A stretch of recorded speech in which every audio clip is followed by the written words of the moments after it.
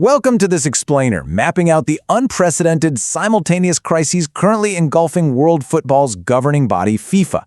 If you've been following the sport at all lately, you already know that the beautiful game is dealing with some seriously ugly boardroom battles, geopolitical shifts, and absolute on-pitch chaos. From player lawsuits to outright boardroom mutinies, we really have to ask a critical question today. Just how much strain can the FIFA empire endure before it fundamentally fractures? Because right now, we're looking at a system being tested from almost every conceivable angle. So to make sense of all this chaos, we're going to break this complex storm down into 4 distinct battlefronts. First up, Argentina's World Cup controversies. Then we'll look at the Saudi football reality, followed by the calendar crisis, and finally, a massive crisis of leadership at the very top. All right, front number 1, Argentina's controversies and the boiling point on the pitch. Okay, let's dive straight into this one. Picture this. Egypt is up 2-0 with just 11 minutes left on the clock. Then, Argentina somehow pulls off a miraculous 3-goal comeback. Naturally, rampant on-pitch rigging allegations absolutely exploded online. This dramatic finish was fueled by some highly controversial referee decisions, like a disallowed Egyptian goal and a denied penalty for what definitely looked like a stepped-on foot. Add in rumors that 5 Argentine referees were allegedly assigned to officiate a match for a key rival. Yeah, the internet simply caught fire. And man, did this perfectly capture the intense divide in the football community right now. To report this neutrally, you've basically got 2 camps. On one side, a very vocal segment of fans claiming there's a vast, orchestrated conspiracy to protect Lionel Messi and Argentina to boost global ratings. But on the flip side, others argue the exact opposite. They point out that Egypt simply suffered a historic self-inflicted 15-minute choke job, and that blaming the refs is really just a distraction from some pretty terrible late-game defending. But you know how the internet works? It didn't stop at referee complaints. Things escalated into these wild, unverified claims of a massive $300 million FBI fraud and money laundering investigation into the Argentina FA operating in the U.S. Alongside this, rumors started swirling about U.S. political interventions, with claims that politicians were even calling the FIFA president to get red cards overturned.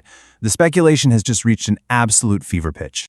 Now, stepping away from the online rumors for a second, FIFA has actually taken official action. They've opened multiple disciplinary proceedings against Argentina to investigate a long history of unchecked controversies. We're talking about clashes with Spanish players after the 2026 final, the highly political Falklands banner, the 2024 Copa America incident with Enzo Fernandez and that allegedly racist song, and of course, Emi Martinez's offensive Golden Glove gestures back in 2022. For years, critics were asking why FIFA seemed to look the other way, but it looks like they are finally drawing a line. Moving from the pitch to the balance sheet, let's look at front number 2, the Saudi football reality. Are they emptying the bottomless well? Remember how the Saudi Pro League just exploded onto the scene? Well, the catalyst for all of that, Cristiano Ronaldo's club, Al Nassr, has reportedly hit a massive financial wall, accumulating over $213 million in debt. And this brings the entire financial model of the league into super sharp focus. So, the crucial point here is how the kingdom is actually responding to this debt. The Saudi Public Investment Fund, or PIF, has stepped in and forced a dramatic pivot.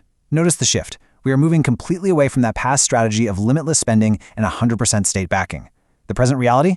Transfer freezes, incredibly strict financial supervision by the PIF, and a huge push to find outside minority investors. The era of just writing blank checks appears to be over. They want sustainable business models now. And look, this financial pullback isn't isolated just to football. It's a broader, kingdom-wide pattern as they start heavily measuring their return on investment. They're ending financial backing for LIV Golf after 2026, they canceled the WTA Finals agreement, abruptly pulled out of the Snooker Masters, and even indefinitely postponed the 2029 Winter Asian Games. Furthermore, it's not just financial discipline causing headaches, it's international pressure.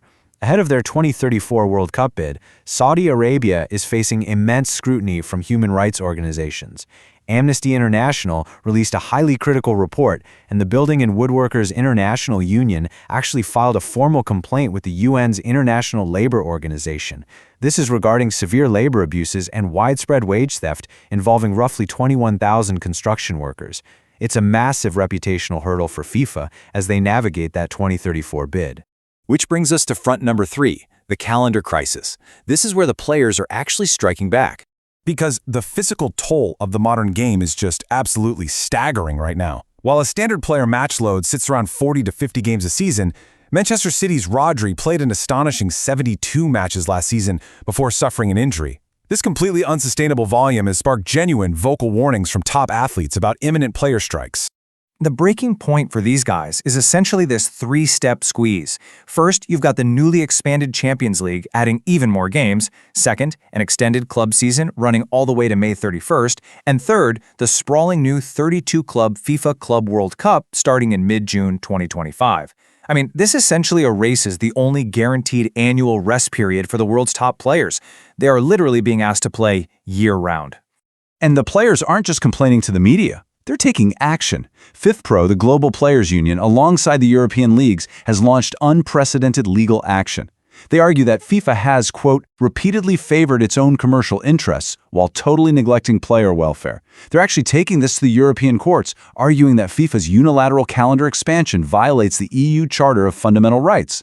So all these fires converge on our fourth and final front, a crisis of leadership and a full-blown boardroom mutiny against FIFA President Gianni Infantino.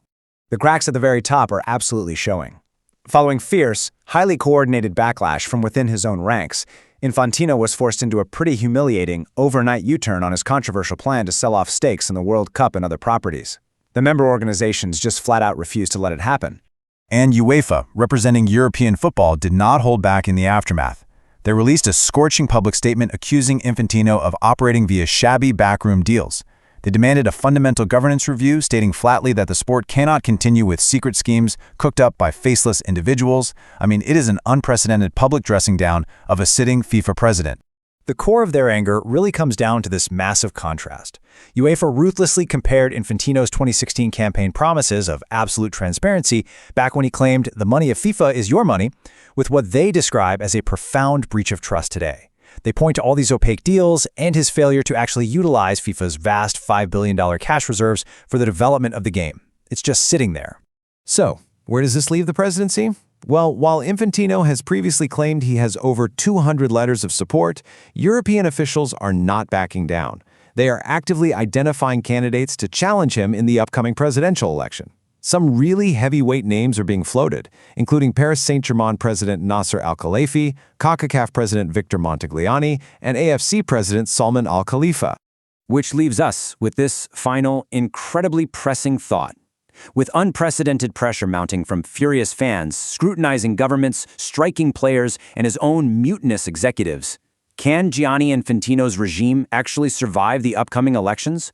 Or is world football's governing body about to break apart entirely under the weight of this perfect storm?